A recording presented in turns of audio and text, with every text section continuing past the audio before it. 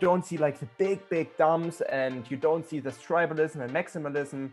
It's like the chill coin. And Gavin Wood is with Grid Singularity, and Grid Singularity is with Energy Web Token. Do we think that is overrated or underrated, right? It can be anything. So if you're watching a YouTube video, even that YouTube video, you should definitely not ape into every coin that we discuss.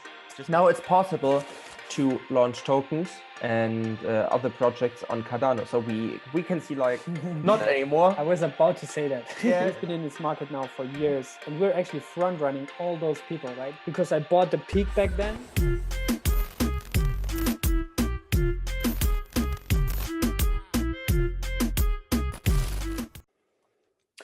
All right, guys. Entonces, vamos, empezamos. Let's go. So today, new episode here, DeFi Eats CeFi here on my channel. Super excited. It's been another crazy week, even though the markets went sideways, but a lot of big news again this week, and it's just amazing to be in that space. Today, we also have a very special guest, first time here on my show, my very good friend, Nación Crypto, Alex, tuning in from San Diego. How's everything going? And maybe you can give a little introduction about yourself and your crypto journey and what you're doing right now.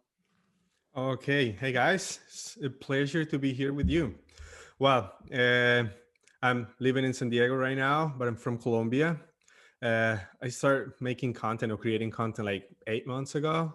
It's all in Spanish, so probably not for your viewers, but I don't know. Maybe you have some Colombians or some Latin American friends, right? Sure. Yeah, I definitely recommend everybody. I'll actually share the screen real quick. So this is your channel. A lot of content around DeFi projects. So I think that's a great match because we also have our friends from DeFi Times here. So we have a lot of DeFi. And yeah, been growing really fast as well. So check that out, especially if you're Spanish speaking. And while we're at it, also check out the newsletter of Juri and Fabi, DeFi Times. How is everything going on your guys' end? Is everything going all right?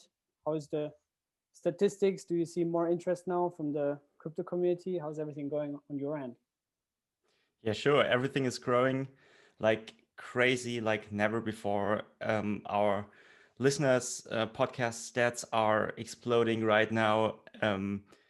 Basically, everything is exploding, although we saw a little correction during the last couple of weeks or week. But yeah, everything's going fine. We're glad to be here once again. Yeah, and I said already in the intro, I mean, it's been another crazy week. I just read actually that Mark Cuban came out and said that he was tagging Peter Schiff, and he said, he said gold is dead. Yeah, he basically said that gold is going to zero because it has no use, and people. I mean, he basically said that Bitcoin and ETH are going to create a whole new financial system, and people are going to build on it, and nobody wants to hold gold anymore. So that was pretty funny to read. That was pretty cool. I heard that too. I mean, I saw on Twitter, it's super cool that he say, yeah, what can you make with gold? Just ring, some jewelry. Yeah. Yeah. So Alex, what is your, because you're also a lot of into altcoins, what is your philosophy when it comes to investing? Are you like, what is your kind of favorite space in the crypto space? What is your favorite field? What is your kind of investment approach? Well, my favorite field right now is DeFi. I love DeFi, and for the same reasons, I'm go all about Ethereum. I mean, I love Ethereum. Some people just go super hard on me because Ethereum hasn't moved in the last weeks or in the last month, maybe. Well, I mean, it's been outperformed by any other projects. But yeah, I mean, this is my perspective. This is my approach. I go for Ethereum. I go for solid projects in DeFi. And I also go for some projects that intend to do the same thing as Polka, or maybe like intend to scale Ethereum or intend to help Ethereum. And I also saw you made a tattoo. Is that real? Is that real? Yeah, it's real. Nice. It's a Kusama tattoo, right? Oh, Yeah. awesome. Yeah, It's crazy. I just made a video. Yeah. I just made a video. This Kusama has a secret society, and they like, the way they can get in is if you get a tattoo about the head of the society. So yeah, this is someone else code. I don't know, like the QR code. So cool. they're trying to build like a blockchain, like a human blockchain, and I got his, and you get some Kusamas for getting in the society. So I'm gonna get like, right now it's like just 11, but back in time was like 40, 100 Kusamas. When those people made a bank, but now it's really not that many. But yeah, that's it's cool. The experience is super cool. I just want to try. Yeah, and I also saw the vlog, the crypto vlog that you made. It's super cool format. Yeah. Thank you. But yeah, so Juri, how's everything on your side?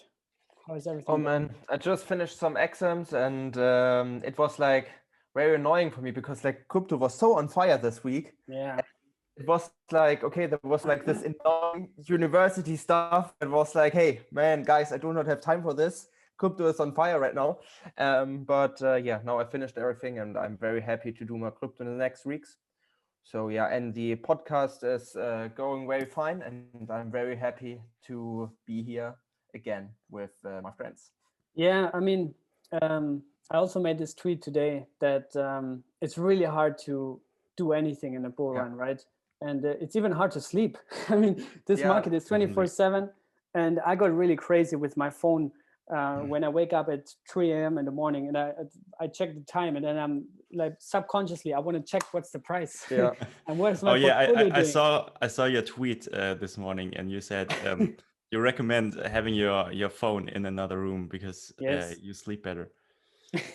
But then you have to get up. Like if you wake up at 2 a.m., so you have to get up, go to the next room, pick up your phone, see, oh, the price is okay, I'm gonna go back to sleep. So that's even more work, you know? Definitely. But Fabi visited me yesterday, and we talked about precisely about that. I believe that the challenge in this year's bull run is like all the information. Like if we compare this bull run with the .com bubble, I mean, the .com bubble was like the challenge in the .com bubble was to get the information. I mean, there was no internet. Right. There was no, like Reddit or whatever. And now the challenging part of this bull run is the mentality to say, okay, I'm not selling. I have diamond hands. I don't have paper hands.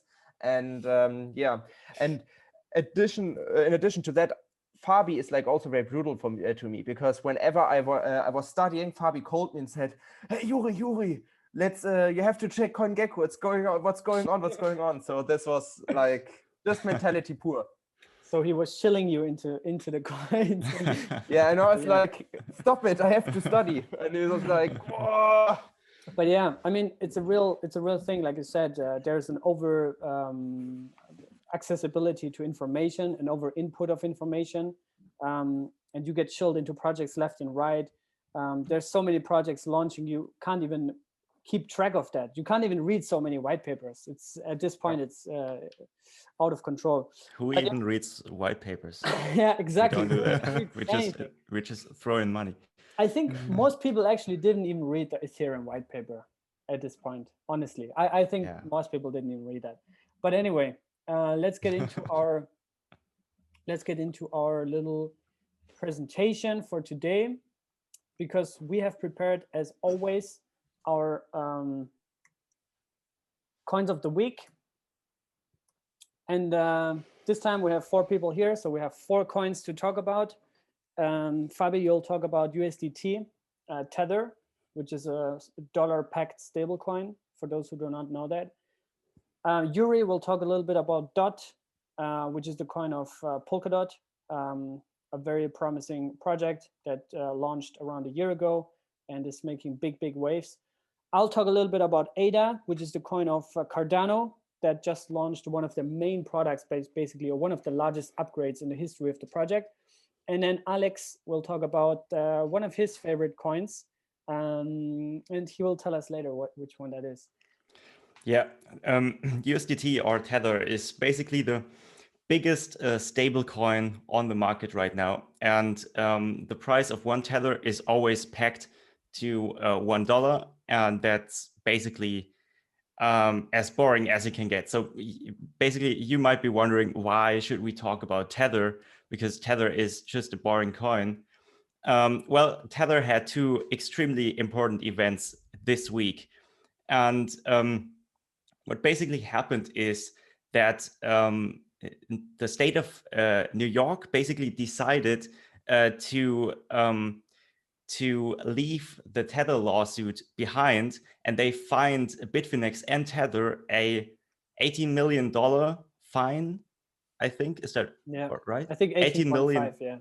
$18.5 million.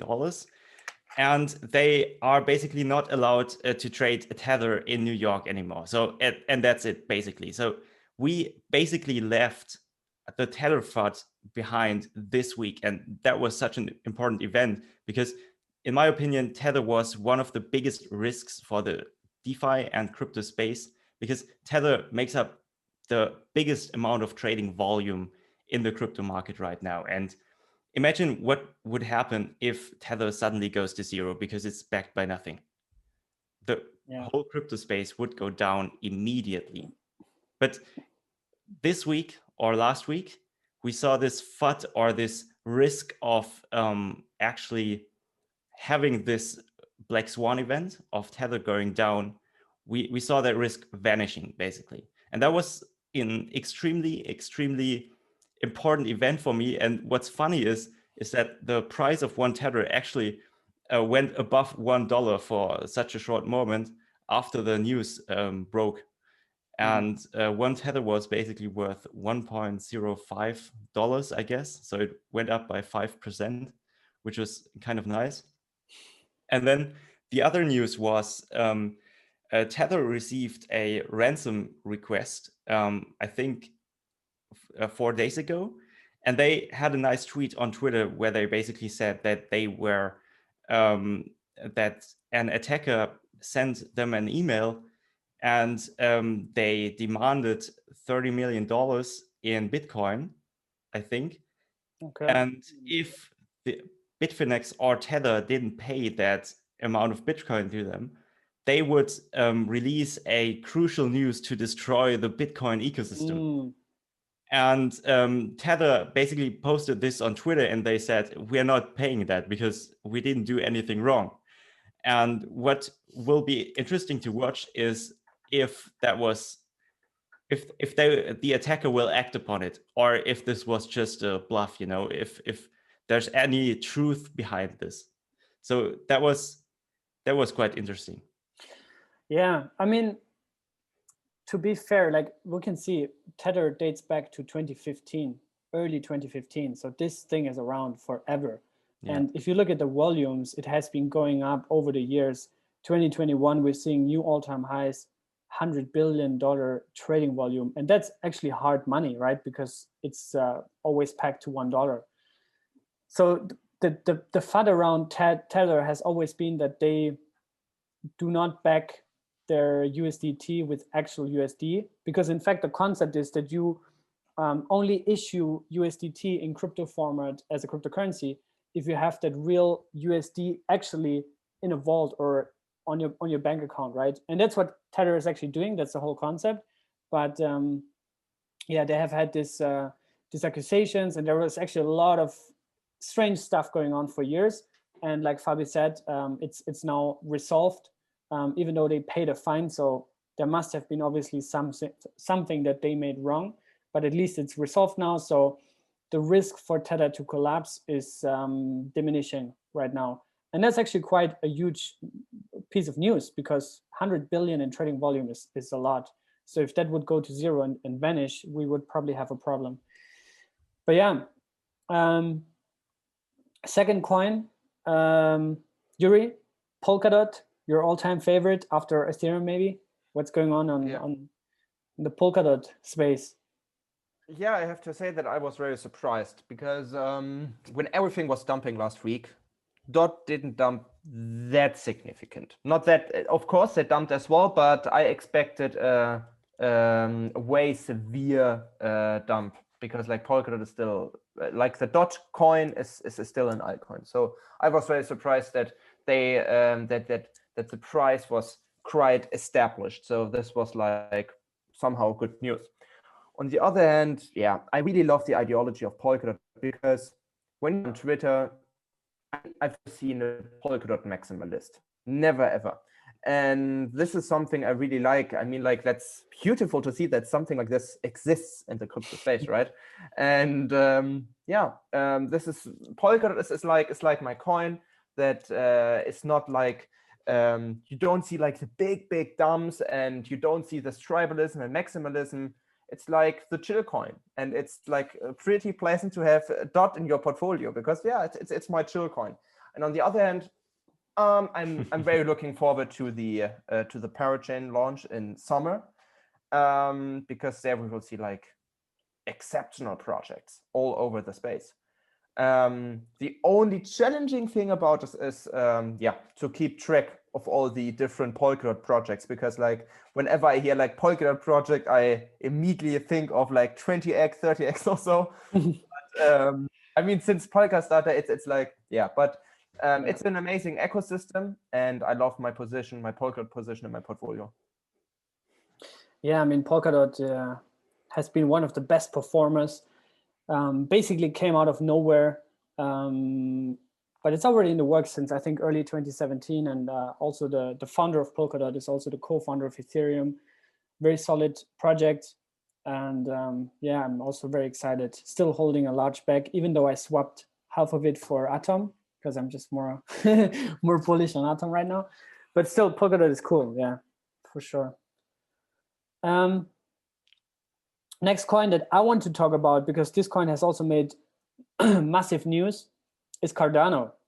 And Cardano has a market cap right now bigger than Binance Coin, bigger than Tether, bigger than Polkadot, bigger than XRP, right? We've always seen actually XRP ranked 3, and now Cardano is here. And Cardano has been around since late 2017 as well. Back then, it has basically been a scientific research project led by another Ethereum co-founder called Charles Hoskinson. And back then, yeah, it was just pure research. How can you fundamentally build a proof of stake based trustless platform that also enables smart contracts? So that was the kind of challenge. And finally, they shipped, actually in July of last year, they already shipped the first stage called Shelley, which I think a lot of people have either missed, especially on crypto Twitter. Like they either have missed that, or they just never even cared about it. I don't know. I can't explain it to myself, because they already shipped last year, and they have generated 500,000 users. I think they have one of the world's largest decentralized proof of stake based network. And yesterday actually, they shipped the next upgrade, which is called Gogen, and that enables a smart contract on the native chain. So you can now issue native coins on the main layer without actually having to have smart contracts. So you're avoiding that risk and friction of bugs and whatever that you have on smart contracts and efficiency problems. So on Cardano, you can now issue coins on the main layer, and that's very exciting. It's just starting. They have a phased rollout, but that's also why you've seen Cardano has been pumping like crazy. It's $1.20. That has been the all-time high of 2017. So we're right now back at the all-time high from back then, at the peak of the hype. And right now, I think we're still far away from the peak of the hype. So yeah, ADA, one of my favorite coins, even though right now I think it might be, if you look at the chart, it might be a little bit hot right now. So I wouldn't buy in right now thinking it's going to $10 next week. I don't think that's going to happen. I think we're going to see a cool off now, classic sell the news event, and then from there maybe drop down to, I don't know, 90 cents or something. And then from there, maybe there's space to grow. But yeah, one of my favorite coins. And now let's give it over to Alex. You wanted to talk about EVT or EWT, Energy Web. Entonces. Energy Web, yes. Entonces, pues, bueno, Energy Web, their whole idea is to build a low carbon energy system that like is focusing on the customers. So how do they do this? They do this by enabling like the customers that own energy assets that they can participate in the markets. I don't know if that was somehow clear. Anyway, to give an example, let's say you have a solar system at home. Well, with their technology, with the blockchain, you can participate in the markets by selling your remaining energy to the local grid. This with fair costs of fair prices, because right now you can do it, but it's like not good prices at all. But with this, it's like a peer-to-peer market with energy. Well, why do I like Energy Web? I like who's behind this project. Even like we're talking about Polkadot, and like one of the projects, one of the I don't know big names that is behind Energy Web is also I just forgot. Gavin Wood. Gavin Wood. Gavin Wood. Yeah. I mean, Gavin Wood is with Grid Singularity, and Grid Singularity is with Energy Web token. So, or Energy Web chain. So I like that. I like their also like the community, the same as like Juri was saying before. It's like super chill. It's like there's not a big maximalism about this project, about the blockchain. So it's super cool. And they just dropped huge news. Apparently staking is coming, so that's big, and they just got listed in Kraken. So in my opinion, that's very big too. And whenever a project gets listed on Kraken, like they don't list every coin. They are very selective with the coins. It's not showing up yet, but I think it will show up. This was just announced pretty soon. Yes. 2 hours ago or something, or 1 hour. What's the price now? I mean, just to know. $17. Yeah, pretty good. Yeah. All right. So check that one out. I think it's also based on Substrate, right? It's based on Polkadot Substrate. Yes. They're a Polkadot ecosystem. So, and I don't know if they're gonna go for a parachain, but maybe. They're a Polkadot ecosystem. And if the Polkadot founder is part of the project, maybe it's easier to get a parachain slot. Yeah, probably. So Juri, that's something for you also to check out. Okay. All right. Anything else that you want to talk about here in the top 20? I think, well, Bitcoin is still below 50K, but I think eventually that's actually good. The longer we have this correction, this healthy correction, the better for the bulls to regain forces and come back stronger. Yeah, definitely. I always say the lower we go right now, the longer the bull market will last. And we're still crazy high. I mean, to see Bitcoin at 47K and we're like, what a crazy, right? So yeah. Okay, let's check out what else we have. We're gonna play now our round of overrated and underrated crypto edition, also with Alex today. So for those who do not know or watching this for the first time, overrated, underrated is basically a concept pioneered by Gary Vee. If you're watching this, thanks for inventing that game. So we're just replicating that for the crypto space and have just random words or projects or names or whatever. And we'll just talk from our experience or from our kind of point of view. Do we think that is overrated or underrated, right? It can be anything. Don't take this as any sort of like advice or final conclusion or whatever. This is just our personal opinion, okay? So let's get started with the first one, DYOR.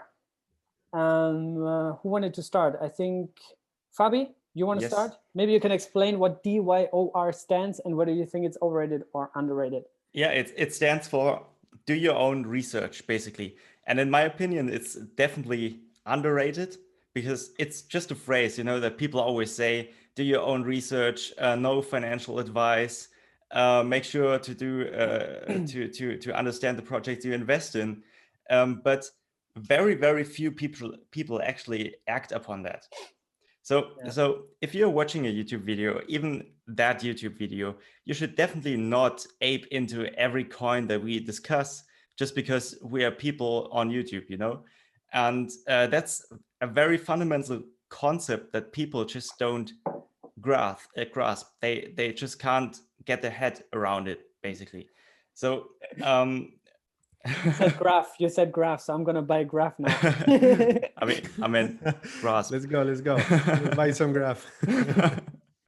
Yeah. So in my opinion, it's very much underrated. You should definitely always do your own research and make sure you understand everything that you invest in, everything. There should be no questions open for you to invest in a project, because you have to have a conviction to be able to hodl projects even through corrections like we saw during the last couple of weeks. Yeah, and I think also to quote, we love quotes here. So to quote, I think Warren Buffett said it: "Never invest in something that you don't understand." Right? And I'm really puzzled sometimes. Even the crypto guys with 10,000 followers on Twitter, YouTube channels, right?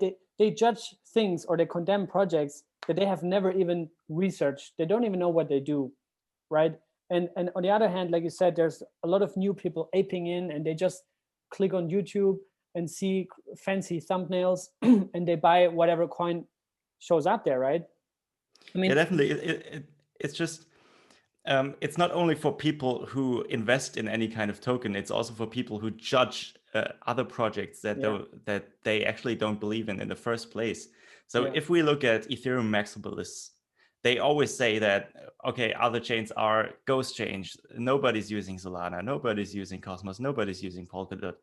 But in the end, they should definitely really act upon this phrase and do their own research, because people are actually willing to use Binance Chain. They are willing to use Polkadot. Yeah.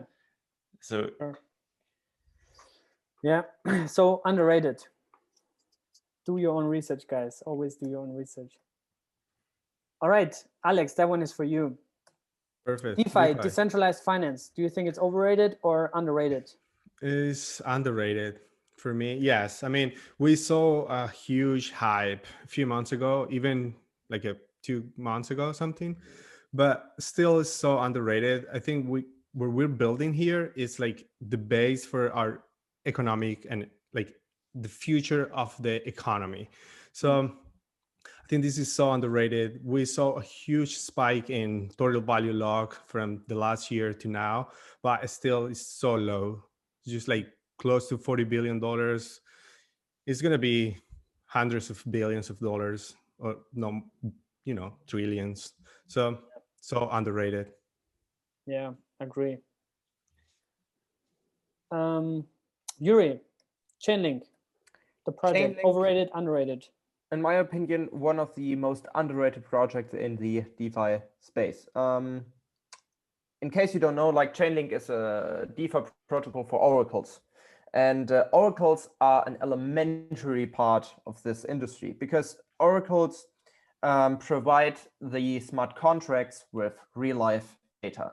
And I think this is a key element of this industry, to provide our decentralized financial system with real life data. I mean, like today we have like banks or other central institutions, and they get the real life data from the news or whatever, and then they can create like a contract or like make a contract obsolete. And I mean, in today's financial world or in today's financial system, real life data is so important. I mean, just ask a Wall Street broker how important news are for him in order to make his job. And Chainlink fulfills this very important exercise. And I think like we have way too few projects for oracles, in my point of view. Okay, so do you think also like the entire Oracle space is underrated, or specifically Chainlink? Both. Okay. Interesting. Yeah. And for those who want to check out, I think there's others. Band Protocol is also an Oracle. What else do we have? Yeah, here's the thing.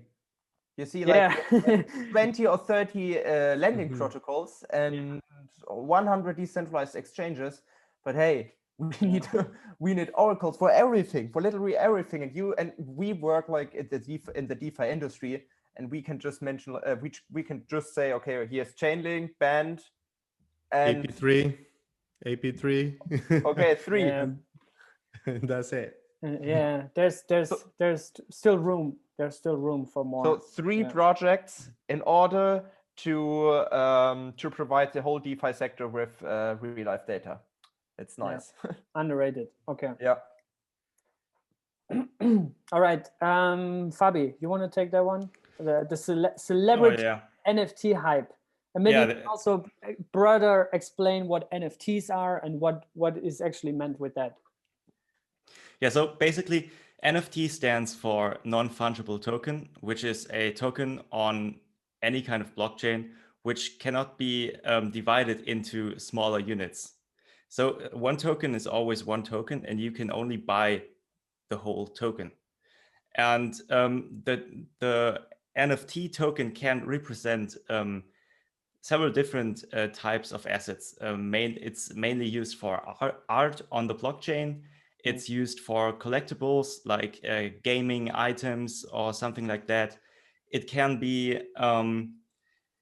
kind of ownership rights for something like digital identity and several other types of use cases. And right now we see a very big hype around this whole NFT thing. And celebrities like Lindsay Lohan, Mark Cuban, even the wife or girlfriend of Elon Musk, she just sold millions of dollars worth of art on Nifty Gateway, which is pretty remarkable because, I mean, she's the wife of Elon Musk. I wonder how she learned about it. Basically, maybe Elon told her that this crypto thing is exploding and she needs to get in ASAP. So a lot of celebrities are joining this NFT hype right now. And in my opinion, that's already reaching some kind of bubbly scenario because people are rushing into the space right now, and people, they don't even know what Ethereum is. They just want to buy NFTs. So for me, that's pretty overrated right now because I don't see that continuing for too long. But I could be wrong, to be honest. But I have to mention, or I have to note that the NFT space in the long run is extremely underrated right now. So in my opinion, the celebrity hype is very much overrated, but in terms of what we can do in the long run with those non-fungible tokens is we don't even know where this is going. We're just at the very beginning. So NFTs in the long run is definitely underrated. Yeah, and I think you already mentioned ownership rights, and that's something I think NFTs in the future are going to have major use cases for, because eventually you can tokenize everything, right? Everything will be tokenized, and yeah, definitely. You could basically tokenize your house, and then you could transfer your house basically in a make a DAO contract and take a loan. Within seconds, basically. So you could get a mortgage on your house within just a couple of mouse clicks on your computer. That's pretty awesome. Yeah. Oh yeah. Do you think Elon Musk's girlfriend or wife is going to buy Bitcoin with that money? Or I think she sold those NFTs, and I think I'm not too sure, but if you sell NFTs, the base money is basically ETH. So she got ETH. So it's basically mandatory for her to receive ETH, I guess. But I'm not too sure. You think she's going to swap it for something else? Or maybe it's time to browse the latest Uniswap gems. Yeah. She's probably going to buy Dogecoin, I guess. Yeah. Juri, what are your thoughts on NFTs? Oh man, I love NFTs. It's such an exciting part of the sector. Nonetheless, like the celebrity NFT hype in specific is like overrated, because I mean, like, that's bullshit. Most of those NFTs are like bullshit and just a way for some celebrities to make an extra dollar. You can do that, so everyone is allowed to make money in this world, no doubt about that. But still, it's like, if we talk about the technique and about the real NFT and the ideology about NFTs, complicated for me. Yeah, to unite those two things. I think Gary Vee was also one of the first guys who really pushed hard on NFTs, but now he's also kind of like, warning people to not get too crazy about it. We've seen the Logan Paul, he was selling, I don't know, 5 million in 5 minutes. I don't even know. Crazy numbers. But yeah, if you're watching this, be careful. Don't app into random NFTs. Eventually, we're still in the proof of concept phase here. So eventually right now, it's just, showcasing what's possible. And it's kind of like going mainstream right now. But it's going to end badly for a lot of people. They're going to sit on pointless NFTs. Yeah, many people is gonna get hurt. Yeah, I don't know if soon, but they're gonna get hurt. Yeah. All right. Next point. I'm gonna take that actually. The Tether money printing, overrated, underrated. Fabi, you already talked about it in the intro. From my view, I think there's two aspects here. One is Tether printing, as in pumping the price of Bitcoin. And we've just seen this right now. I think for the last 10 days, they haven't printed anything because they also had this lawsuit going on or this like regulatory accusations. So they haven't been printing. They have been really calm. And we've seen the Bitcoin price went down. And now, actually, half an hour ago, I think, there was, because you can see everything on chain, right? So turns out that they printed another 400 million US dollars. So I mean, I think people really underrate and underestimate how important Tether and stable coins in general as a gateway into crypto and as a kind of like hedge against the volatility. People underrate and underestimate how important these are. Specifically on Tether, I think it's a bit overrated, also the whole drama around it, because if Tether collapses, yeah, maybe, or right now it's the case is settled, but let's say they would collapse or there would be some other FUD around it. Like we have 20 other alternatives in the pipeline, right? We have Gemini dollar, we have USDC, we have DAI. There's so many other coins. Terra has a stable coin now from the Cosmos ecosystem. Eventually, every crypto project, I'm sure Cardano was going to have a stable coin natively on the Cardano blockchain as well. So I think every day that's passing, the whole stablecoin space is growing. So I think from that view, it's a bit overrated. But from the view as in stablecoins acting as a gateway, but also as a hedge against the volatility and pumping the price of cryptos, is a bit underrated, I think. I think USDC even crossed 10 billion in market cap yesterday or something like that. Crazy, I didn't even see that. But yeah, USDC is the stable coin of Coinbase, right? Yes. Yeah. Okay. Interesting. All right. Who wants to take the Yuri? I think it's your turn. Cardano's Merry Hardfork. Overrated, underrated? Underrated. Because like what Merry does is like bringing Cardano in general onto the next stage. Because now it's possible to launch tokens and other projects on Cardano. So we can see like a similar ecosystem to Ethereum. And here's the thing, because like all those Cardano maximalists were claiming like, hey, Cardano's will become the Ethereum killer #1. Okay, now it's the time to shine.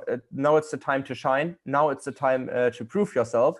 because now you have the opportunity, and now you have like somehow the same circumstances.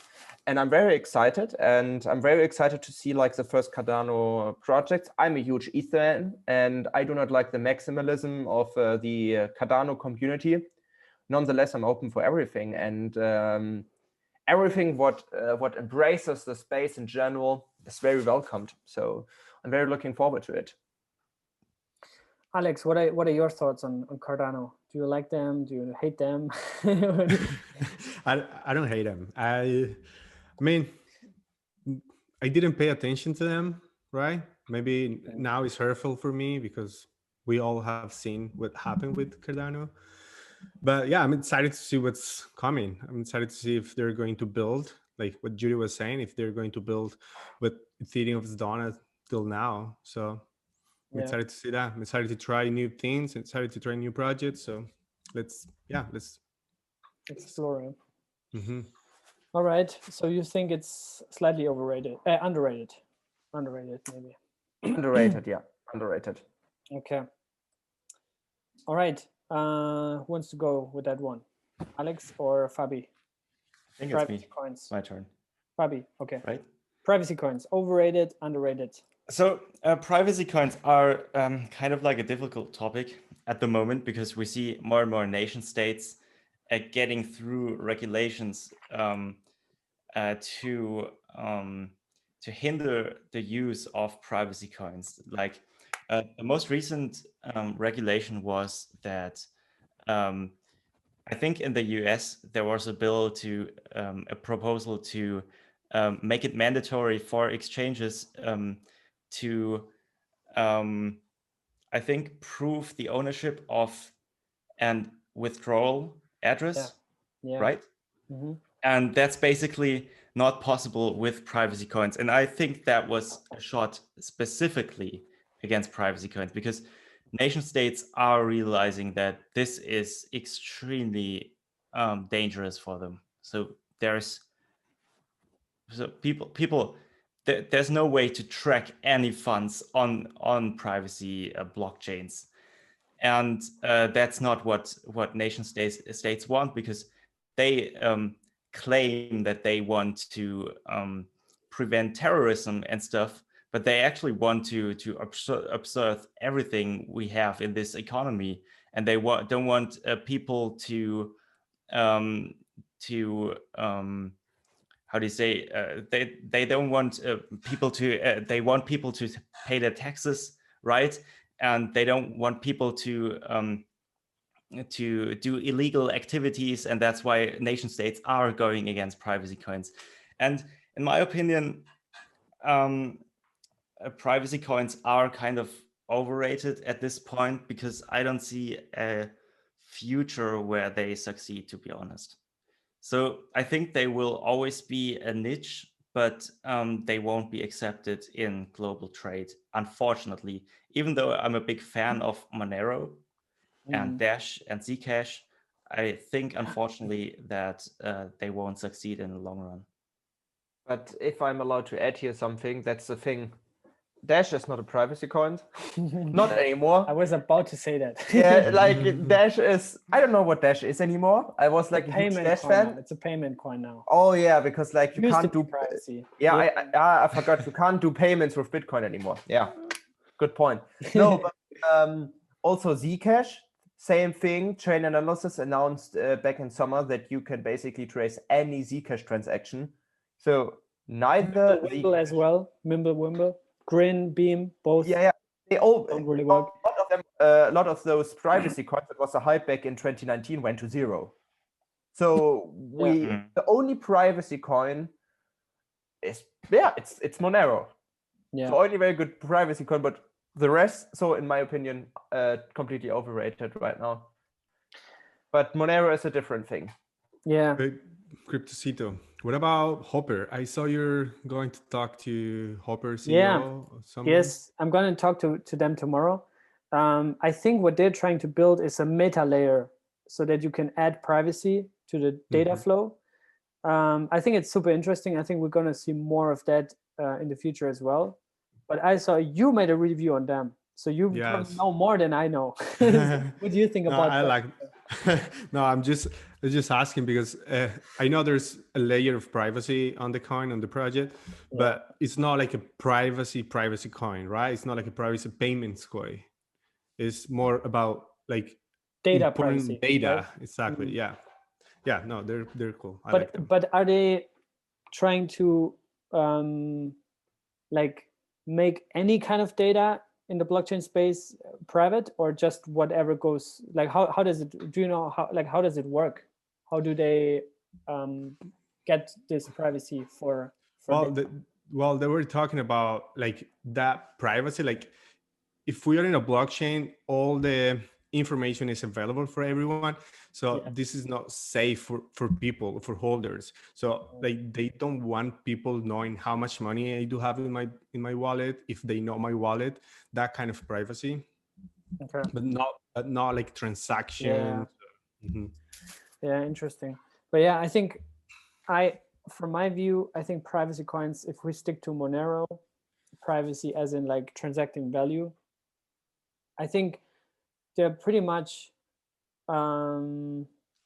like, I think there's always, like Fabi was saying, I think there's always going to be a niche for that. There's always going to be demand, right? We have a huge black market, money laundering, drugs, all those like dark things, the dark web, right? It's huge, and it's Yeah, always and that's there. also the reason why I hodl my bags of Monero, because there could be a time where I just need to grab my bags and go into the next grab the next flight and go anywhere, because you never know.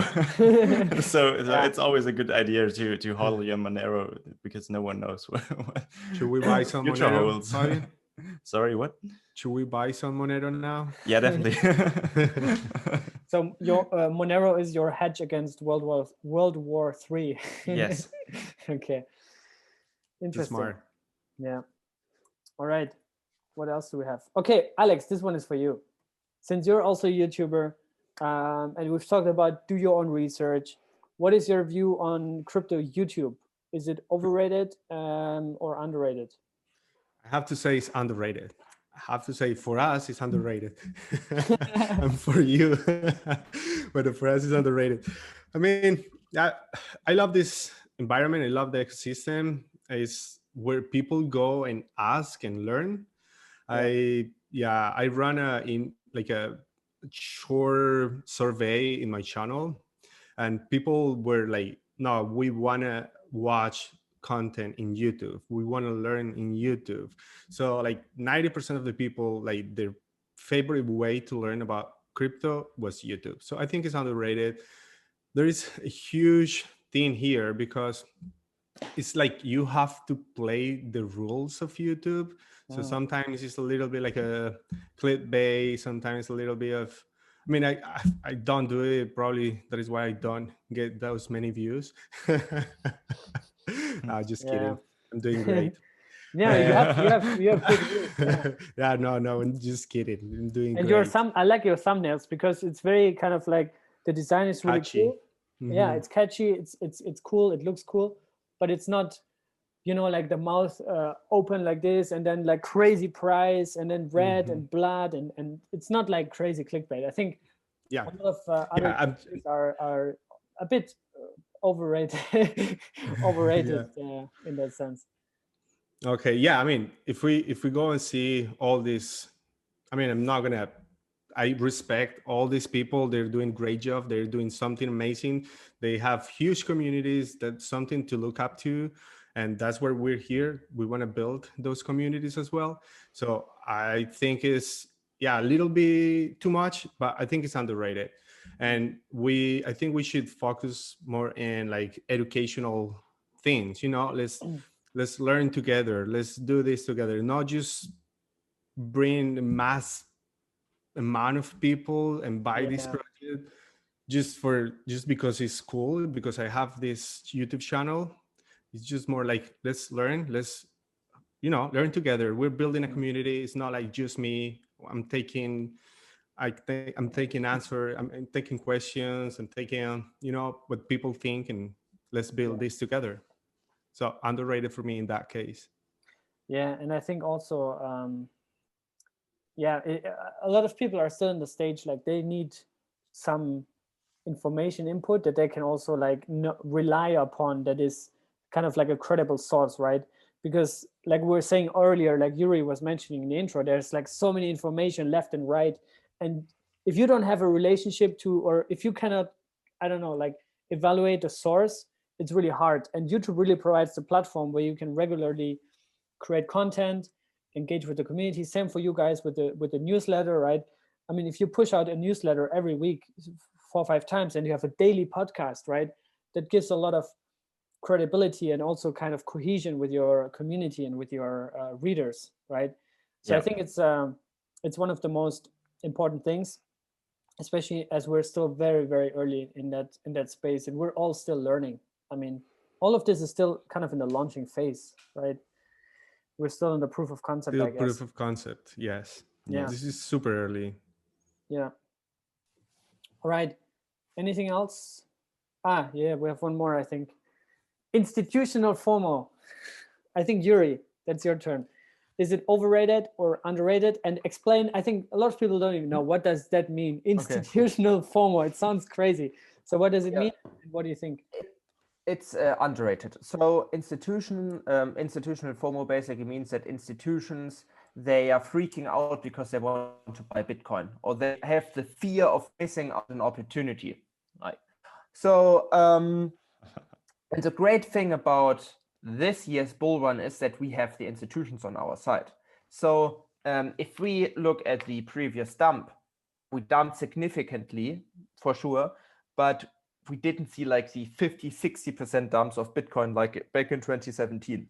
Why? Because we have like Michael Saylor, like Elon Musk, who hold Bitcoin, and they do not want to dump their bags right now.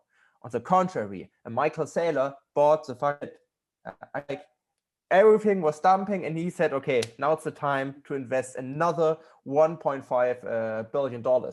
So, and that's the great power of this bull run, because bull run is safer somehow, because you do not have this fear that Bitcoin could dump like by 60 or 70% the whole time. For me, Bitcoin is almost a stable coin in my view. So, because of the institutional FOMO. Yeah. Yeah, and I think that's also the key difference between 2017 and 2021, is because in 2017 we basically only had retail plebs like us, right? Exactly. And now, like back then, we were dreaming that one day maybe some famous person would mention Bitcoin somewhere, right? And now it's like headline on CNBC. Every news platform is talking about it. Every celebrity. Elon Musk, the richest man on earth, right? Everybody's talking about it. So I think this, what it brings more credibility. It brings much more money to the table, right? And it doesn't really take much money to move up the prices of certain coins, right? Because it's still, the market depth is not comparable to any other market out there that's already established, right? So most coins only exist for 1 or 2 years, right? Polkadot only exists for 1 year. I mean, yeah, and another advantage is that we are dumping not as much as during 2017, because institutional investors usually tend to have stronger hands than we retail investors, because when we are in profit like 20 to 30%, we take profits. But on the other hand, institutional investors don't take profits because they only invest a small amount of their portfolio, and if it goes up like 100-200%, it's just it's still a small portion of their portfolio, so they don't even care about selling. I would just replace percent with X. Yeah, because that's the crypto. that's what's going up in crypto. Yeah. Well, we have another shark buying Bitcoin. Do you guys see the Mr. Wonderful? I think it is. Like he invested 3%, I guess. Yeah, 3% net worth in Bitcoin. And yes, and it's funny because I remember these same guys, Mark Cuban and Mr. Wonderful, talking BS about Bitcoin a year ago. Yeah, and I was like, okay, they don't want to share this, but they're buying. And Yeah. they That's- just stole them. Institutional FOMO. That's exactly what it is. Yeah. And Yeah. that's also, I mean, it's amazing. Like all of us, we've been in this market now for years, and we're actually front running all those people, right? They're buying. I would never buy Bitcoin at $60,000 or $50,000 with fresh money and think like, oh, now I'm early. Like, of course you're still early, but we've already been in this market for so many years, and we're used to like Bitcoin at 4 digits, right? We're used to Ethereum 3 digits, and now it's like Bitcoin 5 digits, completely normal, still cheap for them, right? So they're buying our expensive bags. I think. Sorry. No. I was just wondering if should we buy more, you know? Yeah, I don't know. I mean, I'm already all in. So if they just pump my bags and I don't have more money to put in. I think the fact that we basically front run Elon Musk is a statement, guys. So we should be proud of ourselves because we bought earlier than Elon did. There's, I think, 7 years from now we'll have a pre Elon era and a post Elon era. And if you're pre Elon, I think you're still like you're very early. So congrats everybody who has been so early in the market. Don't get crazy about the FOMO. I know the FOMO is real. I mean, even for us, right? Yeah. Sometimes if you see your portfolio is crashing 30% or it's going up 5x, the psychological warfare is real. So yeah, be careful with that. Yeah, it's pretty hard. So yeah, it's time for our Moonshot update.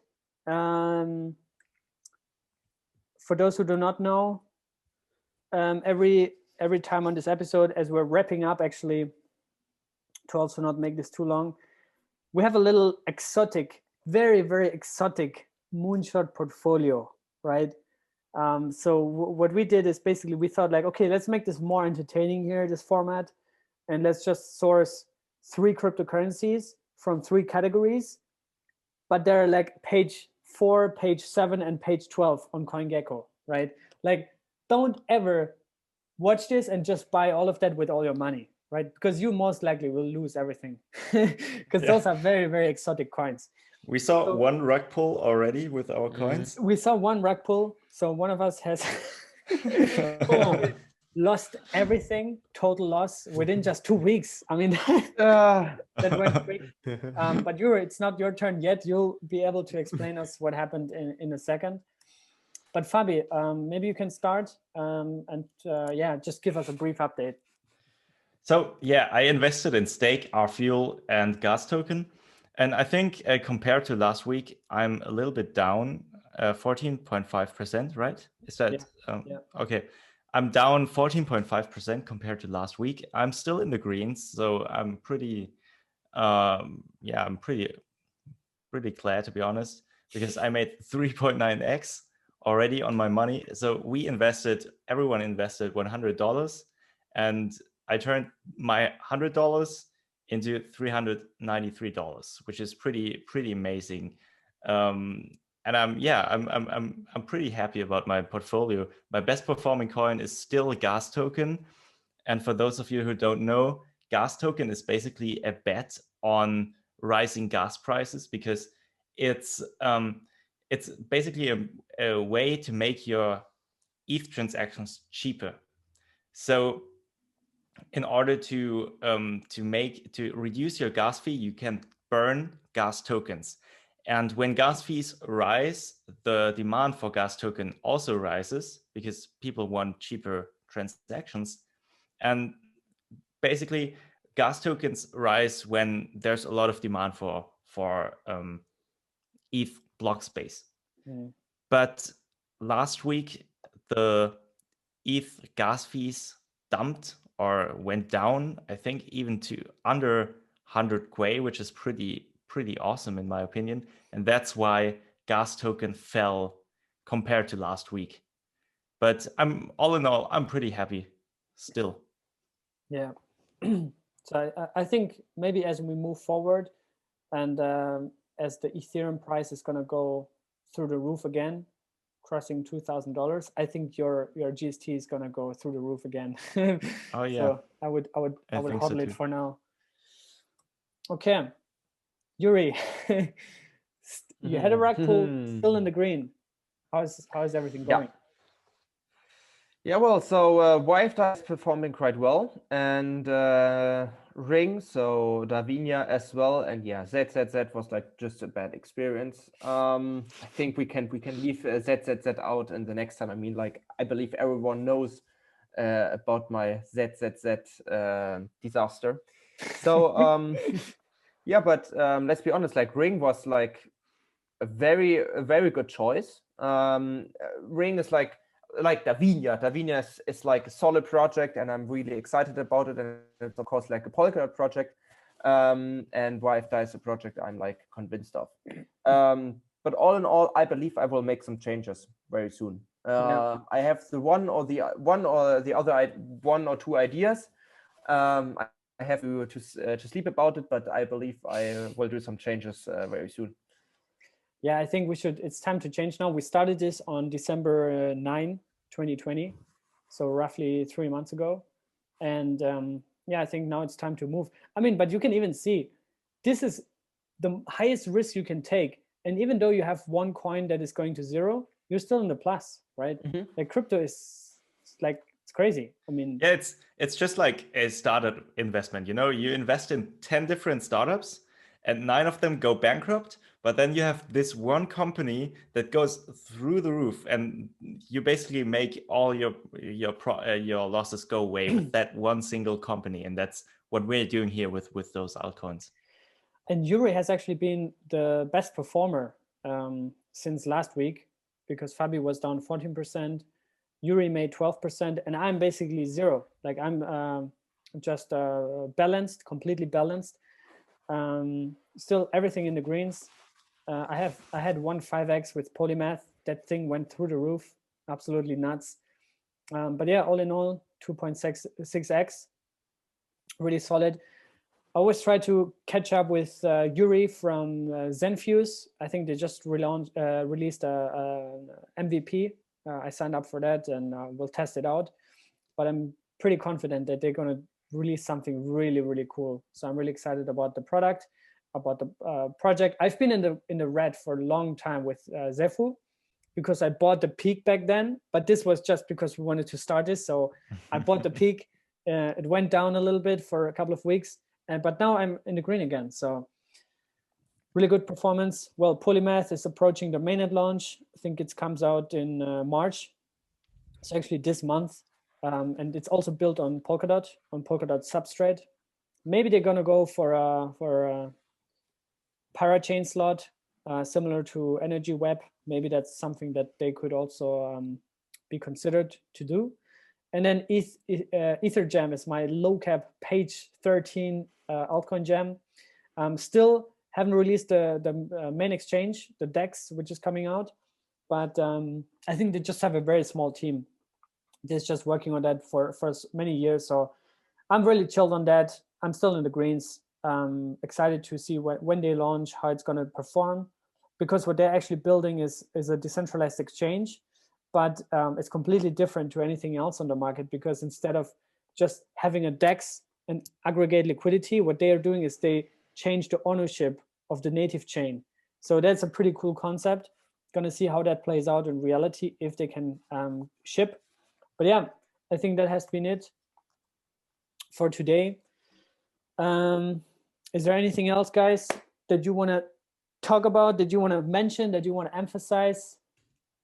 Alex, how's everything going?